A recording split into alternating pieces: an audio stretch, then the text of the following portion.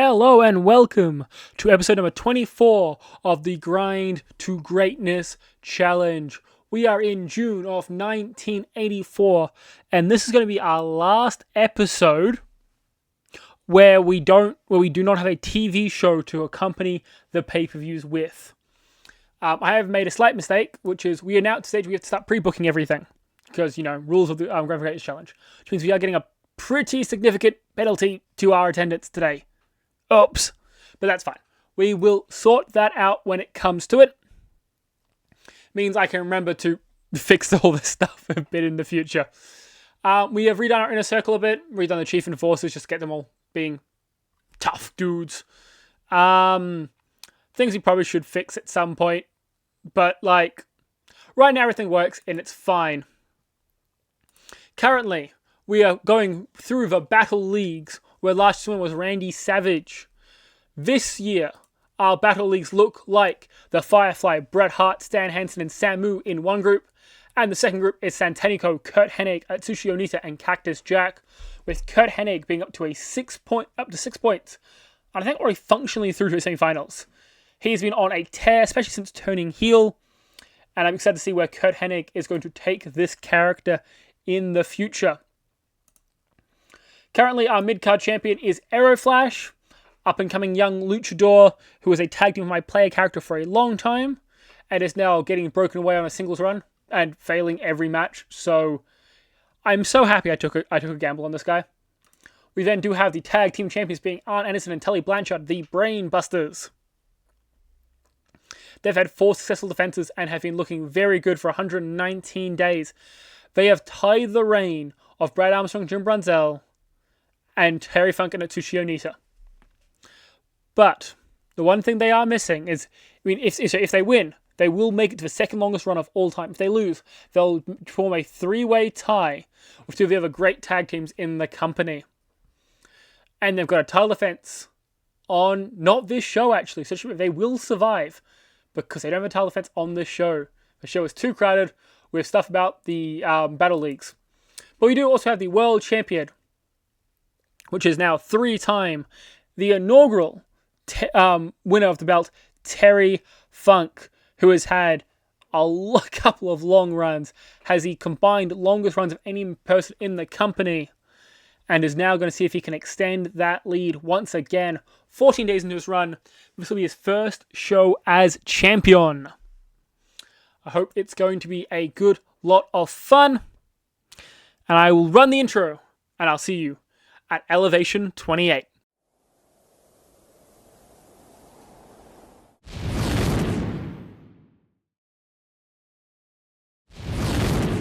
Okay, we have episode number 28, of Elevation. Our third last show before a TV show. Our second last Elevation before we're going to add in a TV show. Our first show with half our roster on exclusive handshake deals and doing house shows and doing all of that kind of jazz. Should be a lot of fun. I'm looking forward to it. We've got 2 pre-show matches, just going to gather some younger talent by using them against some of our really, really good talent. We've got Terry Funk adding a mystery partner into a tag match against Rick Martel and Randy Savage.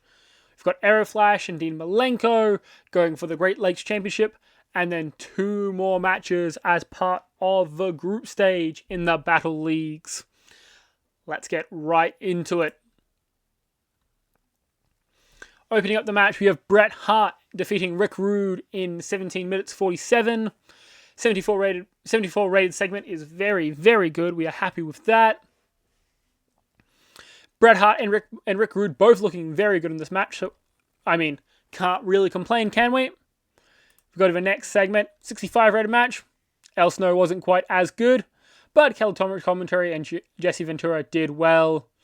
Very overall average looking match. But hey, we'll take it.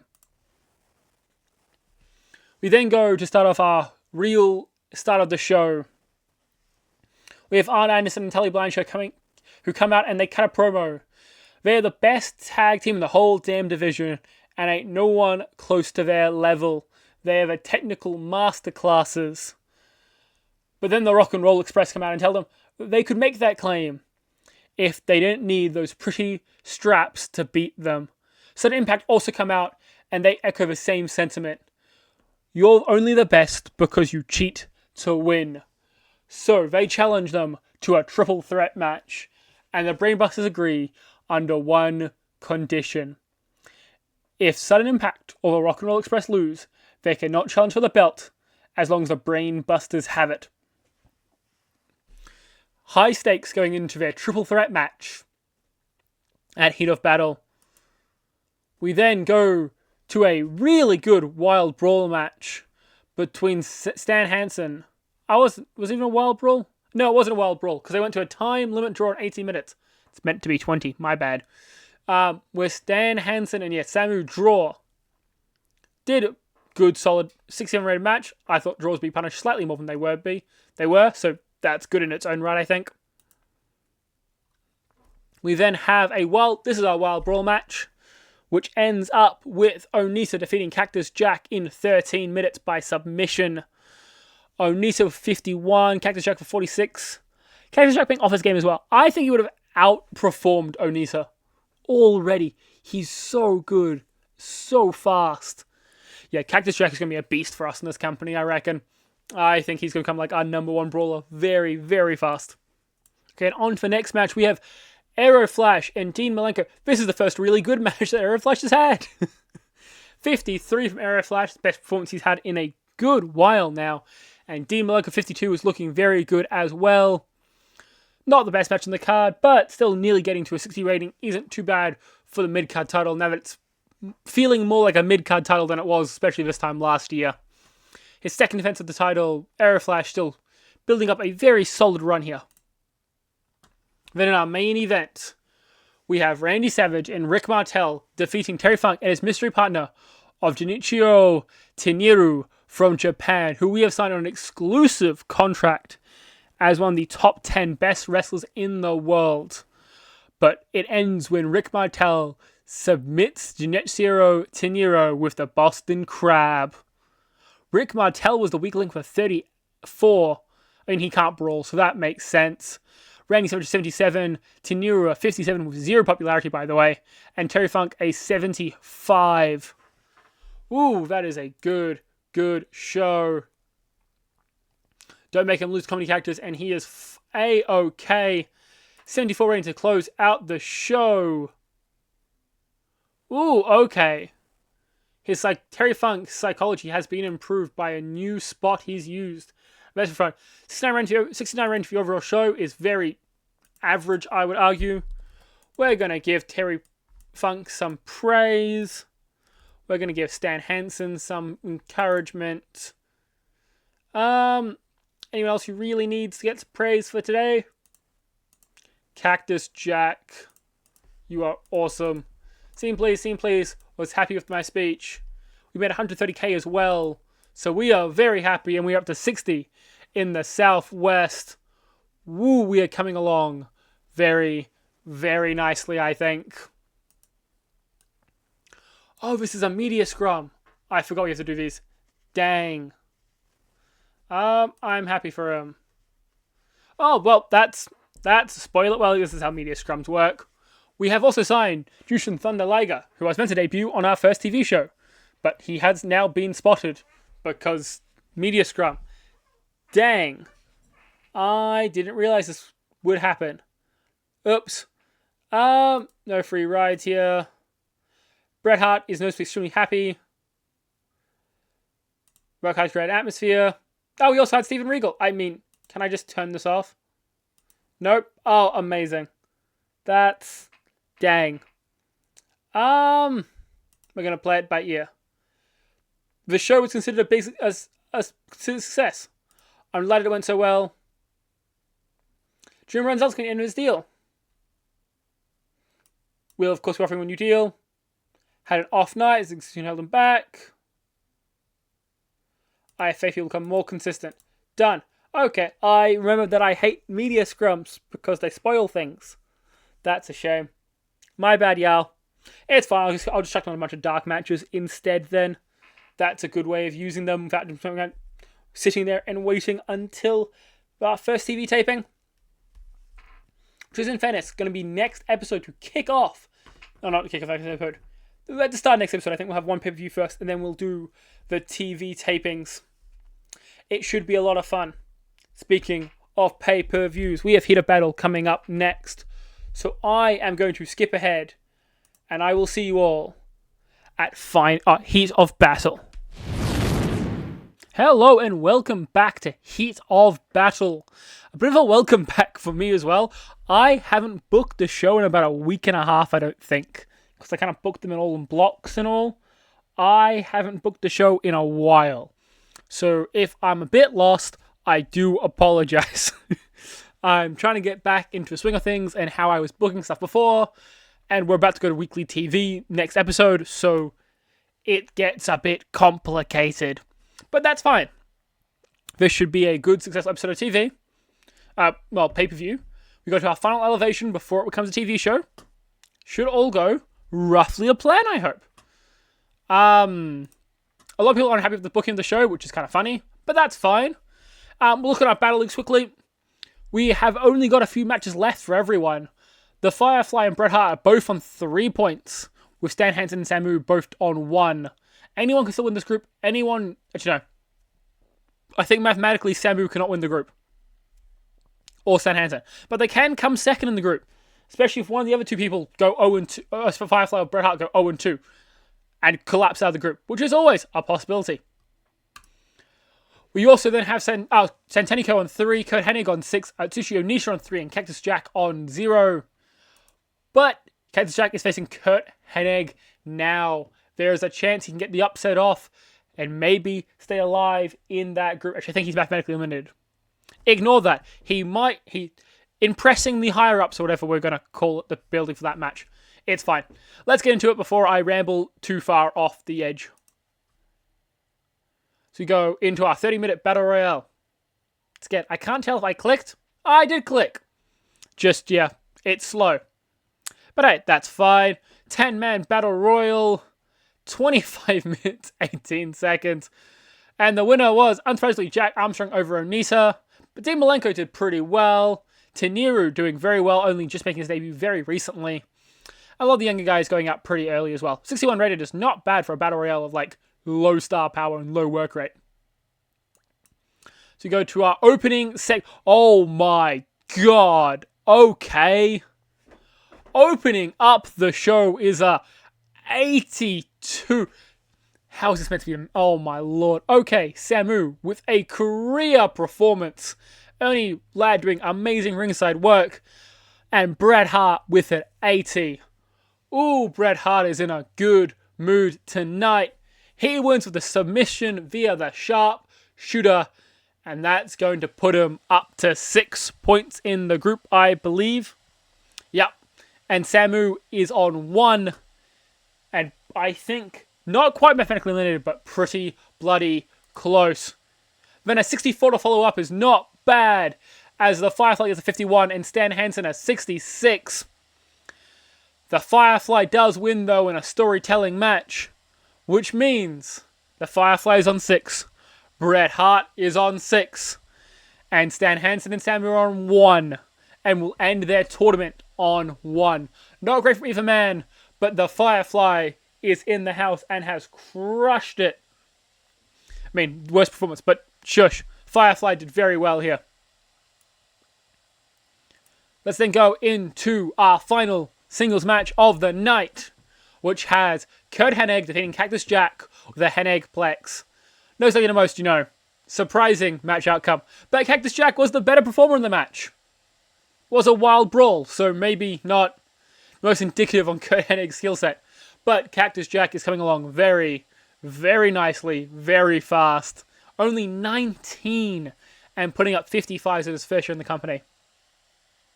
Very, very impressive, and we are very hyped to see where Cactus Jack's going to go. We then go into our first 2 triple threat matches, this being the tag team triple threat, which is won by the Brain Busters, and the Rock and Roll Express and Sun Impact can no longer challenge for the tag team gold. Arn Anderson pins Brad Armstrong. The Rock and Roll Express lost their chance to fight for tag team gold without being pinned. They will not be happy. But the Brainbusters will be. They have permanently removed their two biggest competition. And in great fashion, the best performance in the match on average. Brad Armstrong with a 63 though. He is so good. I surely have to start moving to the main event at some point, because he is doing phenomenal work so far in the tag division. 67 in the segment rating is great. Very well. And we go to our main event. Hope I didn't double click that. That is fine. Oh, that's a small writing there. Great wrestling. Decent reaction from the crowd. Terry Funk defeats Rick Martel and Randy Savage in a triple threat match, when Terry Funk submitted Rick Martel. First offense by Terry Funk. 75 rating. Not our best of the night, but still very good. Because that was a 79 from Terry Funk, 76 from Randy Savage, and a 65 from Rick Martel. Good on all fronts by all of them. That is just, I think, a overall very good 75 rated show. Amazing, that's what you want. 18 regions have gained in popularity as well. I mean, Randy Savage gets some praise, Rick Martel gets some praise, and Stan Hansen, because they were all a bit annoyed. Randy Savage was happy, and so was Stan Hansen. Hopefully we won't get any penalties on their morale from that. Worker costs down to only 15k, which is basically all bonuses and perks, by the way, as well. Not sure whose bonuses and perks are making it up to 13k, but I'm sure I've added that into someone's contract, and I'll regret. But we're at 1.5 million in the bank, and up to 61 in the Southwest. Building across Canada with our TV deal in Canada. Building up around Mexico as well, which is amazing. I'm ready for progress right now. Slowly getting up towards our TV deal. I know we've got a TV deal we were looking to get, but I can't remember. I clicked the right button to miss the media scrum. We do not have to deal with that. That will punish us every single time we do it. I have learnt from my mistakes. I might do it once in a while when we've got a big show, but otherwise, I don't think we're going to do it all too often. But we only have one more show this episode. One more show before we go to weekly TV. Before we can really, truly embrace being a medium-sized company. So I'm going to skip right ahead to Elevation number 29. The final pay-per-view Elevation we are going to run in this save. Take care, y'all. See you in just one cut. One final show this episode. One last show before we can start filming weekly TV. And it should be a good show. One person a bit unhappy with how their matches ended, but nothing serious. We've got a pretty spectacular show. Harley Race working somewhere else tonight. That's fine. I don't care that much. I'm not sure what I've got Harley Race in to do, but he's doing something, so that's fine. New commentary team. We have brought in Bobby Heenan to be our new color commentator as the best commentator in the world. And let's quickly check on the Battle Leagues. This is the final show of the Battle Leagues, because we're going to kick off next episode with the semi-finals and the finals. In the blue group, Bret Hart and the Firefly, which main events this episode. The winner will take first in the group. In the Orange League, it's a very similar story, but the opposite way around. Kurt Hennig has won the Orange group. Done. He will face the loser of Bret Hart and the Firefly. Santanico Onita, the winner, will face the winner of Bret Hart and the Firefly. Two very big marquee matches to end off the Battle Leagues. And of course, some customary 10-man battle royales to kick off the show. Just as kind of a bit of a final hurrah. Let's get to it and see how this develops. Let's kick off our first battle royale. Someone's had a gimmick change in here. So who have I debuted who wasn't meant to debut? I think everyone here has got... No one here is new. Oh, Bobby Heenan. Yeah, that's fine. Whatever. Cool, you go. Initial rating are great. 57 rated Battle Royale is fine. Which is one by Samu, who defeated Stan Hansen to win it. Damn, that is surprising. Samu winning over Stan Hansen. Very impressive. Jim Brunzell. I mean, this has a few of the tag team guys in it. A lot of the tag team guys in it. Because I've been doing much with the tag teams recently. It's been a bit of a three-man show for a while. And we've got to find a way to build back up with now the Brainbusters without the gold. The Brainbusters with the gold. And Sudden Impact and the Rock and Roll Express not being able to challenge for said gold. We then have our second Battle Royale, which got up 59. Even worse. But also kind of lacked a lot of star power. That wasn't Kurt Hennig. But Brad Armstrong was there and did very well. So did Dean Malenko. Teniru is still putting on good performances as well. So all round, good from everyone involved, I think. As we kick off the main show, which has Aeroflash defeating Shane Douglas in 12 minutes 41 via submission. In a work the crowd match, Aeroflash made his third defense of the Great Lakes Championship. 57 from Aeroflash is one of his best, if not his best performance yet. 30 from Shane Douglas. He's just not improving as much as I expected. Give him time. I have to give him time. He's 19. So much room to grow. He can be a guy who's going to be with us in 10 years' time. But damn, that's not great. But that is a 72 rated segment, with Santanico getting a 75 and beating Onita in a wild brawl. The Orange League is done. Kurt Hennig in first. Santanico in second. His third semi-final run, I believe. Such a successful Battle Leagues wrestler.